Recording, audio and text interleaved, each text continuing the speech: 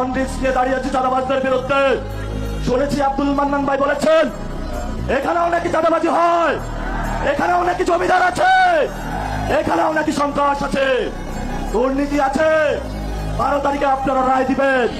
সেই সব জমিদারেরা এখানে কথা বলে।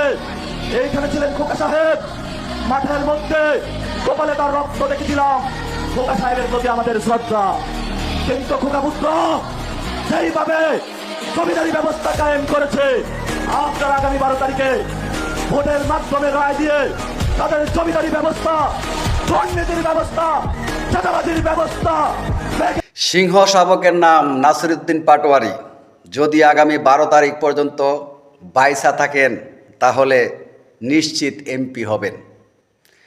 তবে 12 তারিখ পর্যন্ত বাইসা থাকাটা খুবই সৌভাগ্যের ব্যাপার হবে, কারণ গডফাদারদের কলিজার মধ্যে যেভাবে বেত্রাঘাত করতেছে, তাদের রাতের ঘুম যেভাবে হারাম করতেছে, তাদের রাজনীতিতে যেভাবে রাজনীতির সে অস্তিত্বকে জ্বালিয়ে পুড়িয়ে যেভাবে ধ্বংস করতেছে, এই সিংহ শাবক আগামী 12 তারিখ পর্যন্ত বাইসা থাকে কিনা এটা এখন আমরা সন্দেহ করতেছি।